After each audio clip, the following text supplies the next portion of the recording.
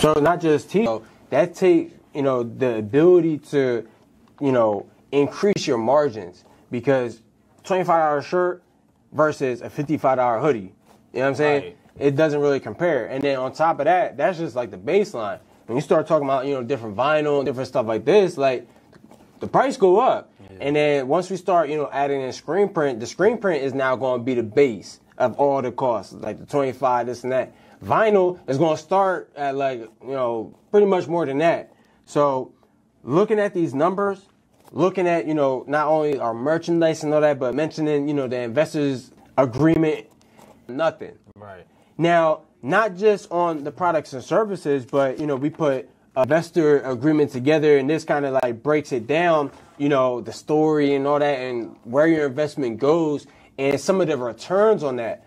So instead of you, just being a client and spending $2,000, you invest the $2,000. We give you product based off of like the membership portion. So like each and every month we'll send you product based on your $2,000. You get what I'm saying?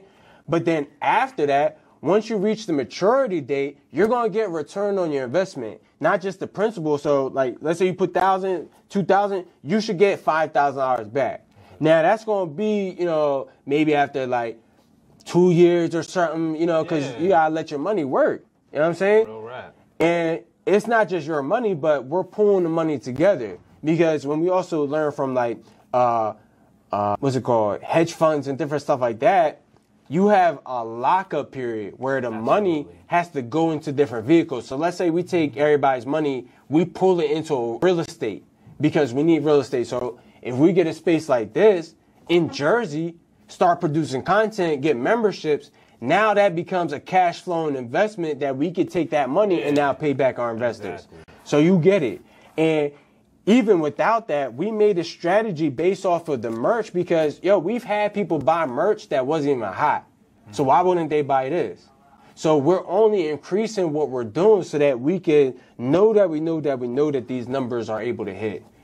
My goal, personally, is to make $3 million each and every morning. Through the stock market, through different stuff and that, so that's going to put me on the track to be a billionaire. Right. Okay? You know what I'm saying? So what I see for myself, this 60 is big numbers to certain people, but when you see these companies making trillions of dollars, and then when you actually do the math and you're like, if there's 7 billion people and there's $1 million to each and every person, how much money is really in the world? There you go. So no, that's an excellent point to make, because with digital communities, it delocalizes and decentralizes the access that you have to people. Yes. You feel what I'm saying? So it's like before you might have been only able to serve who you could walk to, and then you could only serve who you were able to talk to. And now you can, like you said, create content that in 5 to 10 more years like that, that's still generating more leads and things like that. So exactly.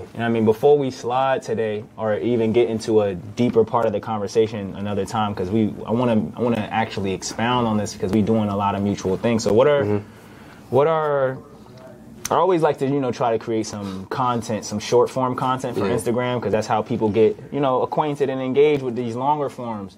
So what are 3 things that I'll start off? Actually, I'll give 3 things that I learned from what you were explaining, and then I would like you to give 3 examples or just ideas, anything you want to share. It don't even got to be 3. It could be less than 3. It can be more than 3. I always say 3. And if y'all watch this faithfully, y'all like, why do you always say 3 and then retract it? 3's a magic number. Because it's like I'm just So the first 3 things that I learned having this conversation with you is like I mentioned briefly, I have a digital community that I want to foster and help provide people to be their authentic selves so that they can go out and create digital communities of their own, right? Specifically creative entrepreneurs, though. Most definitely. And so that's similar to what you're doing, but you serve a different person with different services and experience and opportunities. And so that was one thing I learned is like, okay, I'm not the only person doing this. That's right. Dope. All right. And then 2, the second thing I learned was you talked about how being in a different country like gave you perspective on like there's just like harder experiences, and then it molds people differently. And it made me think about like, I'm from a different country. I'm from the United Kingdom, and then I came to the United States, and then my parents ended up having a breakup, so then that put me in a single-parent household, and then that put me in the hood. And it just, like, the way your story started unraveling, it started reminding me, like, wow, that's probably why people don't, like you said, understand the militancy that you come from. People don't experience the trauma or the experiences I have, so sometimes when I'm communicating it, they're like, it doesn't really resonate. Right. But then the people who've been through it, they're like, it's like I don't even have to tell the whole story. They're like, and then your mom did this too, right? So it's like that was very, you know, that was dope to receive. And then maybe the third thing was that studies that you do outside of college,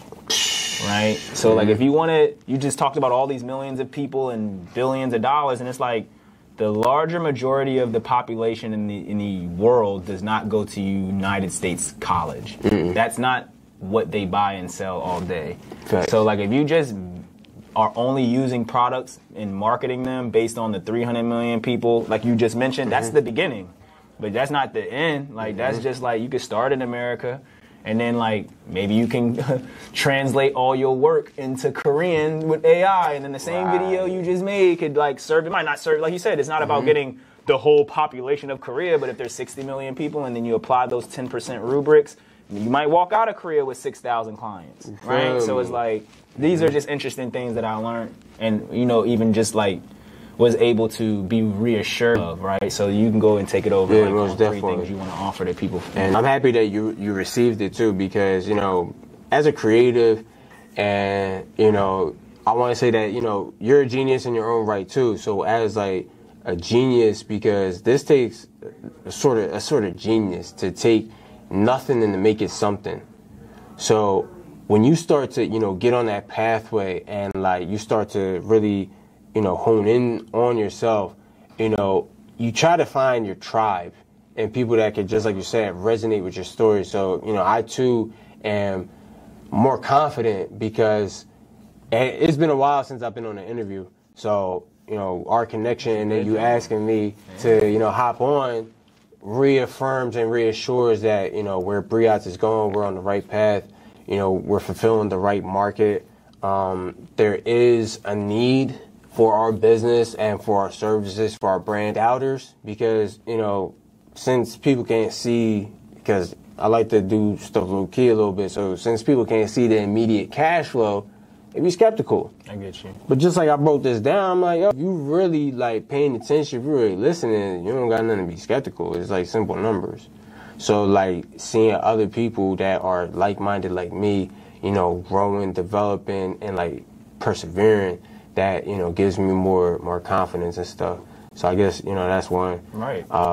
Number 2 is the fact that, you know, you don't have to be perfect to even, you know, keep going, right? Because we get to a certain point, especially in our industry, just like I was saying, you want to be like crisp and all that stuff, but you still got to get back to the basics, pull out your iPhone, go live, hit a reel real quick, you know what I'm saying? Figure it out without all the team, because like, are still performing when nobody's watching. Yeah. Just like they say. You know what I'm saying? Dave Chappelle was going all around the place when he wasn't on Comedy Central. He was still doing tours. You feel me? Doing tours. Doing it. Pulling up, showing up. So like showing up no matter what is important, because, you know, you waiting on somebody to show up right now. I could have not showed up. You feel me? Because I don't even like coming to the city, but for things like this, I'm gonna show up. You feel me? And then, you know, number 3, having a space to create. You know, shout out to Rec Philly for, you know, having this space that, you know, creatives can come together. You know, we ain't break bread, but, you know, we breaking bread on conversation, on mindset. Because, you know, even the word says that the man does not live off bread alone, but every world. I like when I got saved, because that's a whole nother story for another day, because if you know that being in Israel, you gotta be Jewish. So obviously I'm Jewish. But when I came to Christ, certain principles stick with me and they make sense in business. So scriptures, I'm seeing them come to life, and that's reaffirming that, you know, at the end of the day, yeah, we might not have our own Rec Philly yet, but we will have these things. These numbers will be real for tomorrow. You heard, man. I gotta get an outro from you, but that was That was a good outro. So hold on, we gonna see y'all next time. You hear me? Hold on.